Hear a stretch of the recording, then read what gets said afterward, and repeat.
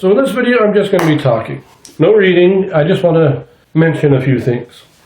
I filmed a video about the trial before Pilate, and then another video of the release of Barabbas.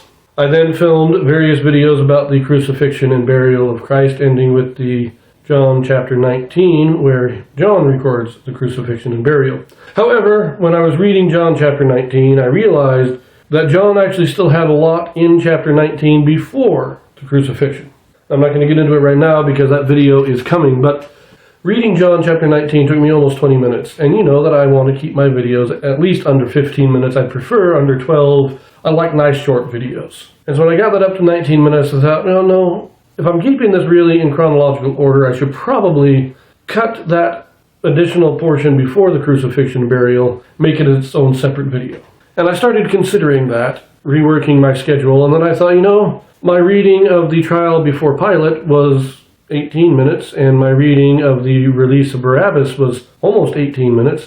So I decided, I'll just take all three of these videos and I'll splice them up into different videos. So they're now going to be, instead of 8 different videos.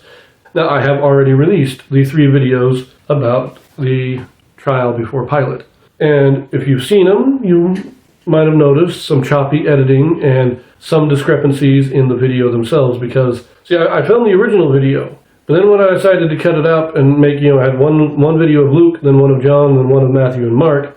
Well, I only had one introduction for the original filming, and I only had one conclusion for the original filming. So I had to go back in and refilm or film new introductions for each of the new videos and conclusions for each of the videos. And I had to do the same thing with my reading of the release of Barabbas. And so the introductions and the endings were filmed on a different day. I still tried to keep the same outfit on, so it's not quite so obvious, but I did do it, and so the lighting is somewhat different, positioning, you can see some difference there. It's not real bad, not real jarring, but it is there, and I just wanted to let you know what I was doing here. Now, it's also because I was coming out of that really bad cold. I'm still not fully recovered, but I'm doing pretty good now. And so coming out of that really bad cold this weekend, possibly the flu, I honestly don't know, don't really care, but I was falling behind in my filming and my editing, and these videos were already extremely long, so cutting them up is going to help me get caught up so I can still release 4 videos a day, and we're all good. It's just a little bit choppy in the editing on these videos. That's all.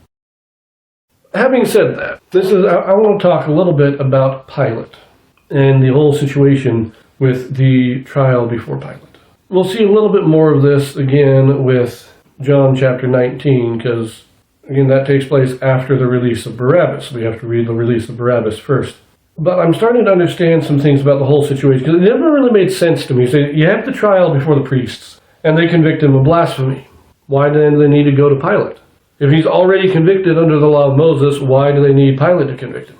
But it seems, and the way it is generally presented, is that they take him to Pilate, and they do kind of argue, he's causing an insurrection, he's causing people to turn against Rome, so you need to have him executed. So it's almost as if they are trying to get Pilate to convict him. But it doesn't make a lot of sense. But in reading it this time, I'm starting to realize that that's not what's going on. And I may have mentioned this in one of my readings, but this is the way I see it. I'm not going to reread anything, but let me just lay out the story the way I see it. And that is, we have the Jews. They arrest Christ. See, the Romans, as I've mentioned, had a tendency of letting local cultures maintain their own traditions, their own customs, and even their own laws, as long as it didn't interfere with Roman rule. You were paying your taxes, you paid tribute to Rome, the Roman soldiers were garrisoned, all was good. Nobody cared what local people did then, as long as Rome still maintained its control. And so for the most part, the Jewish leaders were able to enforce the law of Moses. Now, they couldn't enforce it against the Roman soldiers, but they could enforce it among the Jews themselves. The one thing that they were not allowed to do was execute anybody without Roman approval. The Romans did seem to have this policy that, you can enforce your own laws up to a certain point. No executions without Roman approval, which meant approval of the local governors. You didn't have to send to the emperor. You needed to get approval of the local governors. Now, under the law of Moses, blasphemy is a crime that is punishable by death. It carries the death penalty. So they are able to get a conviction manufactured as it was. It was definitely a false accusation, false conviction. Even in all their discussions, they couldn't get any witnesses enough to convict him. They eventually convict him based on him claiming once again to be the Son of God, which for Christ to claim that is not blasphemy, but they use that to convict him. They want to kill him now, and they have their conviction on a crime that carries the death penalty. Now, the next step after this is to get Roman approval for the execution. And that is why they take him to Pilate. But remember, this is all taking place on the Passover. They arrest him in secret and bring him in. They try him. All of this is done in secret. Then in the morning, when the sun is just coming up, they take him to the Hall of Judgment and they send him in. Remember, they didn't want to go in because it is the Passover. Now, Pilate, he's wondering what's going on. As I've said a lot of this before. Remember, Pilate, he's just there in the Hall of Judgment. That's his job. He doesn't observe the Passover. He's just a Roman governor. So he's there in the Hall of Judgment to do his job, and they send in Christ. He says, okay, so what's his crime? What are we judging him for? There's nothing there to judge him on. They didn't tell him. And so he goes out to the Jews and says, wait a minute. You sent this guy in to be judged, but you didn't tell me what I'm judging him for. And they just said, well, he is obviously a malefactor because we sent him to you. And he's like, but why did you send him to me? Now, we do read in, I can't remember which gospel it was, but not in John, haven't gotten there yet, but in one of the other gospels, they do say, we have a law, and by our law he is worthy of death. And so he says, okay, it's their law that they're judging him on, not Roman law. And so he brings him back in and examines him and questions him.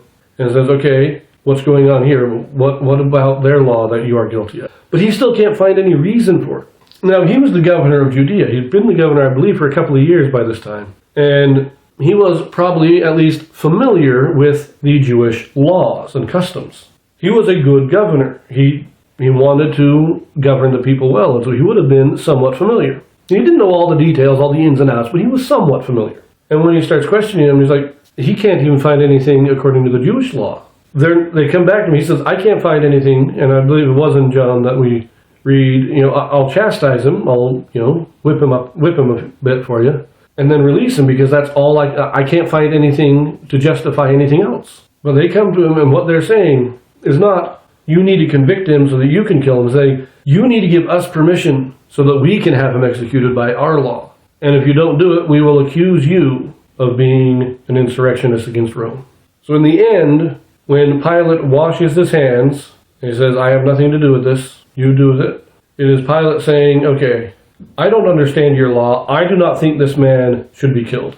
And he even says that he understood that they had arrested Christ out of envy, not out of any actual crime.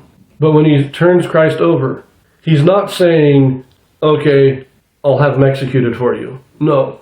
The execution will be carried out largely by the Jews. The Roman soldiers will do the actual physical labor of it, but it is the Jews who pass the sentence and order the execution, not Pilate. Because all Pilate is saying is, fine, in order to end this rebellion that's rising up here, I am going to wash my hands of it and turn it all over to you.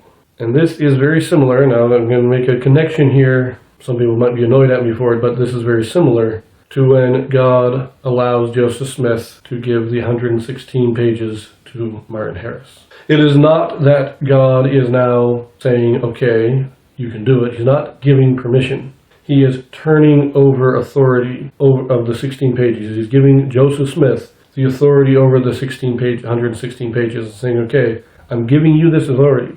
You take the responsibility on yourself. Do what you think is best. God still says, I don't think it's a good idea, but I'm going to let you make the choice. But you have to be responsible for that choice. And that is what Pilate is doing here. He is going to the Jews and saying, I will let you make the choice. But he still warns them, don't harm him, don't kill him. He is a just man.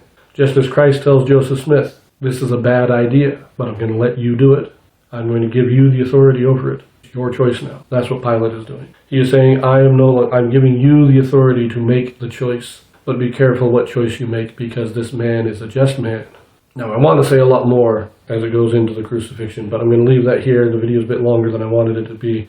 And I know I'm just kind of repeating some things I said in my other videos, but I wanted to get it all in one video here. So I'm going to leave that here now, and we will see you in our next reading. I believe it is in Matthew, but we will be reading about the release of Barabbas next. So I will see you there.